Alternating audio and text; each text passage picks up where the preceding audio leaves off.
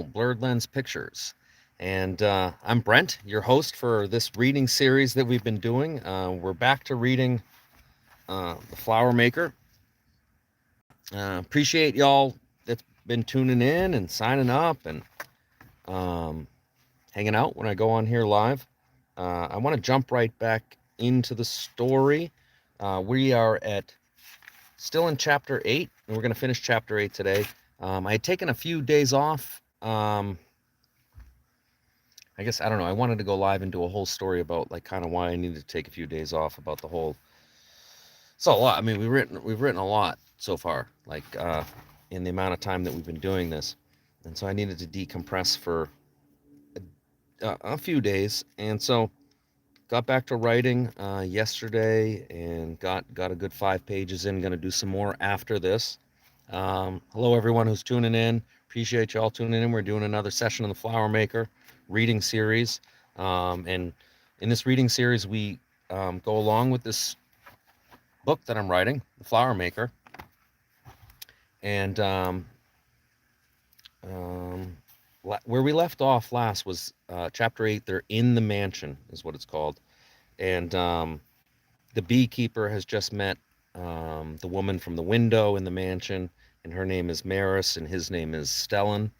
So Stellan and Maris, and they're in the room with the scientist, and he's kind of pacing around thinking about his flower that he's trying to invent, a flower more beautiful than anything God could create. So that's where we left off. Still in chapter 8. We don't have a long reading series, a long way to go for this chapter today. So we'll get right into it, and hope you all enjoy. And then I'll have more for you tomorrow, I'm sure. And I'll chat with anybody that gets in the chat as soon as I'm done with this. So here we go.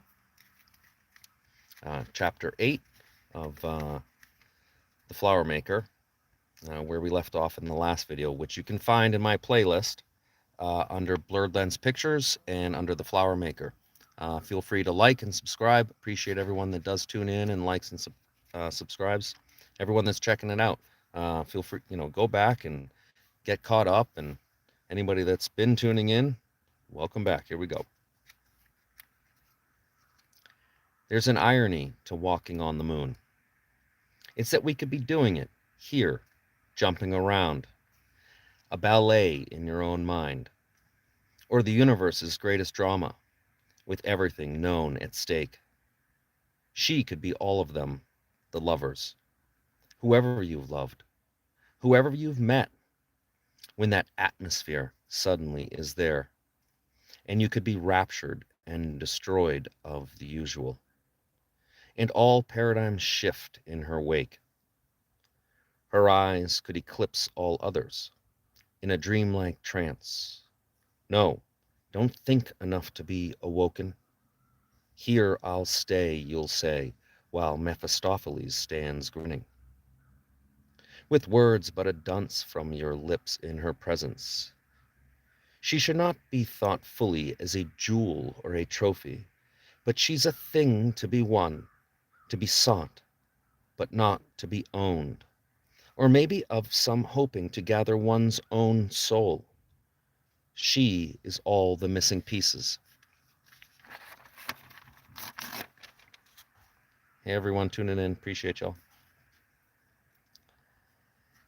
The entire world and all of its history to the end will be but less than a word spoken through the universe. What an oppressive weight to the thinker. Unless one could use one's soul to be set free for the time being, the body would be but a ticking time bomb until ultimate putrefaction.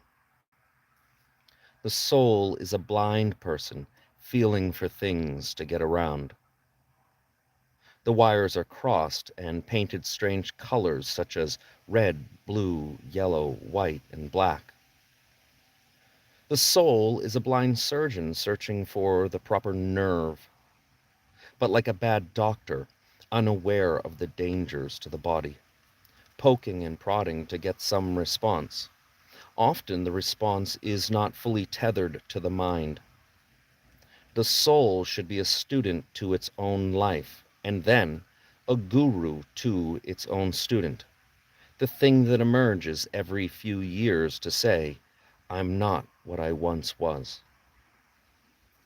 That is the spirit trying to escape, but still stuck in the library of one's own epics. For instance, what were the limits of what a flower could look like, especially if inserted into the imagination? The artist thought of a time in his teenage years when he went to a friend's house one evening, and when he entered his friend's room, a science experiment of some sort was already underway, where Dr. Schmela, we'll call him, had placed a large glass jar in the center of the room filled with tap water, and he had a plugged-in split electrical cord running a current into the water. Then the fuse blew. So Dr. Schmela reset it and continued his experiment until a strange black moldy substance started growing inside the jar. To the two, it was miraculous, and they had invented life on Earth. The artist willing to take some credit, though not his idea, but he had endured the experiment and survived, and so he was a bit of a Tenzing Norgay, a Sherpa carrying gear to the summit. And that friend was still an artist too, somewhere in the Midwest, Wyoming or Nebraska or some place like that. Places that places that people go from your past that aren't still hanging around if you are. And if you are, you're doomed to watch it all fall apart from what it once was, or internally pressured to save the day, to speak out or sit idly by, waiting for the dust that will never settle. Lives aren't long enough for all the threads to come back together. But in the unwinding of strings, the artist found solace. He had been confused by his affliction of contemplation, a need for a moment's peace to recollect, to reflect on a day's thinking on one's ideas, and he would find himself hypnotized by his collecting shells from the tide. He would sink his feet in the sand as the waves came again and again, and as a standing sandcastle waiting to fade into the depths, and the star would rise and set in bliss with ease, with his eyes beset of rocky shores and stormy seas. The mad scientist had to be onto something, though, with his inventive imagination. And the beekeeper must be a bit mad, too. He would go home to his own comb of honey snacks and think on the damsel.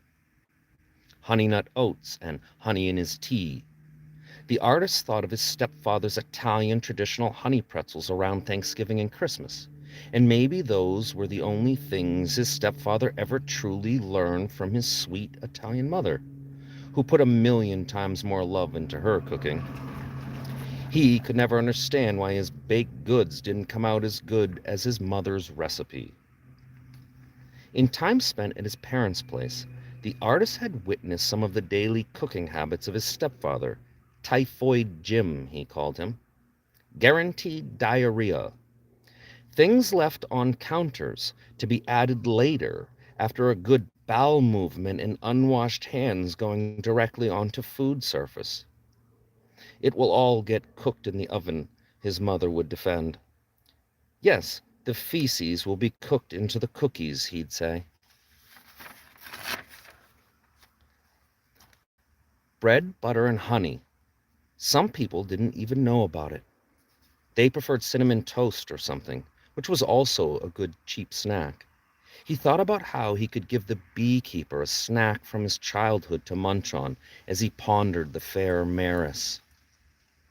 Meeting her had seemed almost less real than seeing her through the window. The thought of her put him on a bed of clouds. The bees were of little concern. She was a light and he a simple moth. Simple enough to have wings? His heart had fluttered as though connected to wings. Was he like a bee? and she a hidden queen needing to be saved from a diseased hive. Oh, yes, the hive, and why they're all dying. The tests were inconclusive, and maybe setting the bees free was the only answer. But they'd been in contact with this strange flower, and what if they unleashed some carnage on nature? Would he be diabolical? Chaos could ensue of his own doing, and it could be the fault of the things he loved the most. Hey, folks, that where we're at right now. Appreciate y'all tuning in. Got a few likes, got some people in the chat. GDFYNDT67. Name a car for edit. Deja. Any kind of car? Lamborghini. Or like a model? Well, I'm in a Honda Accord. I'd like a new one. If Honda can send me a brand new one, that'd be nice.